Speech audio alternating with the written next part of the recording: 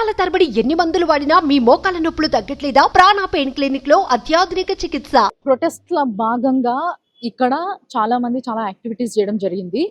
ఇక్కడ స్టూడెంట్స్ కానీ ఇక్కడ వర్క్ చేసిన వాళ్ళు కానీ డాక్టర్స్ కానీ వీళ్ళందరూ చేసిన ఒక ఆర్ట్ ఇక్కడ అంటే ఆర్టిస్టులు ముందుకొచ్చి వాళ్ళ యొక్క ప్రొటెస్ట్ ని తెలిపితే ఎలాంటి ఒక రిజల్ట్ ఉంటది అనేది మనం ఆల్రెడీ కొన్ని చూసినాం కూడా. మనము సిచ్యువేషన్స్ మన రాష్ట్రంలో కూడా చూసినాం, తెలంగాణలో ఆర్టిస్టులు ముందుకు వచ్చి వాళ్ళు ప్రొటెస్ట్ చేస్తే, ఆర్టిస్టులు ముందుకు వచ్చి ఉద్యమం చేస్తే ఏ విధంగా ఉంటుంది అనేది. సో ఇక్కడ కూడా చాలా మంది ఆర్టిస్టులు ఏ బొమ్మలు అయితే వేసిండ్రో చూడండి ఎంత స్పష్టంగా. అంటే ఒక కిరాతకుని చెయ్యి, అందులో ఒక అమ్మాయి, అంటే ఆ అమ్మాయిని అర్ధనగ్నంగా ఉన్న ఒక అమ్మాయి, అంటే ఇలాంటి ఒక బొమ్మల్ని వేసుకుంటూ రోజంతా కూడా ప్రొటెస్ట్ చేయడం జరిగింది ఇక్కడ. తర్వాత అంతేకాకుండా గోడల మీద కూడా చూడండి మొత్తం అంతా కూడా నో సేఫ్టీ నో డ్యూటీ అని చెప్పేసి ఏదైతే రేప్ కల్చర్ ఉందో దానిపైన ఒక త్రిశూలం బొమ్మని వేసినారు. అంటే దాన్ని అనగదొక్కి చంపేయాలి, అంటే త్రిశూలంతో పొడిచి చంపేయాలన్నంత కసి ఆ కల్చర్ ఏదైతే ఉందో దాన్ని నాశనం చేయాలి అని చెప్పేసి ప్రొటెస్ట్ చేయడం జరుగుతుంది. చూసారు కదా, ఇక్కడ రేప్ కల్చర్ అని చెప్పేసి త్రిశూలం వేయడం జరిగింది. అంటే ఇక్కడ కలకత్తా కాళీ అంటే చాలా మందికి ఫేమస్. దసరా చాలా ఘనంగా జరుపుకుంటారు.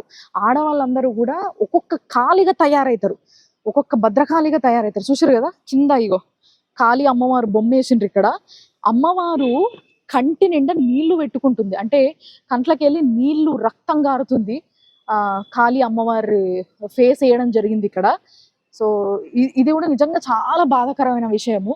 ఎందుకంటే ఎంతో మంది దుష్టుల్ని సంహరించిన అమ్మవారు ఎక్కడైతే వెలవాలని ఒక ప్లేస్ ని చూస్ చేసుకుందో అలాంటి ప్లేస్ లా ఇంకా అలాంటి ఎంతో మంది దుష్టులు ఇంకా ఉన్నారు, బతికే ఉన్నారు అని తెలిస్తే బాధ అనిపిస్తుంది కదా. అందుకోసమే వాళ్ళు కూడా అట్లా త్రిశూలం వేసి రేప్ కల్చర్ ఆపాలని చెప్పేసి ప్రొటెస్ట్ చేయడం జరిగింది. అంతేకాకుండా ఇక్కడ ఒక బొమ్మ వేసిండ్రు. ఇది ఒక్కటి చూస్తే ఇక్కడ ఏం జరిగిందని అసలు ఏమి తెలియని వాళ్ళు వచ్చి నిలబడ్డా కూడా అర్థమైపోతుంది. ఒక డాక్టర్ కోట్, స్టెథోస్కోప్, వాటితో పాటు ఆ అమ్మాయి పైన సామూహిక హత్య జరిగింది, అంటే ఆ సామూహిక అత్యాచారం జరిగింది అని చెప్పడానికి ఇదొక ప్రూఫ్ అన్నట్టు. బేసిక్గా ఇది ఒక అన్ని చేతులు కలిపి ఇట్లా వేసిందంటే చాలా మంది ఆ అమ్మాయిని రకరకాలుగా హింసించి ఆ అమ్మాయిని చంపడం జరిగింది, అత్యయత్నం చేసి. తల్లిదండ్రులు కూడా ఇక్కడ హాస్పిటల్లో ఎప్పుడైతే ఆ పిల్లని చూడనీయలేదో, ఆ విక్టిమ్ని చూడనీయలేదో అప్పుడు గోడలో పెట్టుకున్నారు. నా పిల్లకి 2 కాళ్ళు 90 డిగ్రీస్లు ఉన్నాయి, అంటే బేసిక్గా కాళ్ళు ఇట్లుంటాయి కదా 90 డిగ్రీస్లు ఇట్లున్నాయి, బాడీకి 90 డిగ్రీస్లు ఉన్నాయి. 2 కాళ్ళను కూడా ఇట్లా అడ్డంగా చీల్చడం జరిగింది. ఆ పిల్లకి అద్దాలు ఉన్నాయి, కళ్ళ పైన కొట్టడము ఏం జరిగిందో తెలియదు కానీ ఆ కళ్ళద్దాల ముక్కలు, అంటే ఆ గ్లాసెస్ అన్ని కూడా ముక్కలు ముక్కలుగా ఇరిగిపోయి కళ్ళల్లో గుచ్చుకొని రక్తం గారింది. ఆ పిల్ల మెడని మొత్తం నులిమేసి బాగా హింస పెట్టిండ్రు. అర్ధనగ్నంగా పడింది. అసలు రకరకాలుగా హింస పెడితే ఆ అమ్మాయి యొక్క ఎవరైతే ఇప్పుడు అభయ అని మనం చెప్తున్నామో విక్టిమ్ని, ఆ అభయ ఒక చేతి గోర్లల్లా విక్టిమ్ చేతి గోర్లల్లా ఎవరైతే అత్యాయత్నం చేసిండ్రో వాళ్ళ యొక్క స్కిన్ కూడా ఉంది. అంటే ఆ అమ్మాయి తప్పించుకోనికి ఎంత ట్రై చేసి ఉంటుంది, ఎంత వేదన పడి ఉంటుంది ఆ నిమిషం ఒక్కసారి ఆలోచించండి.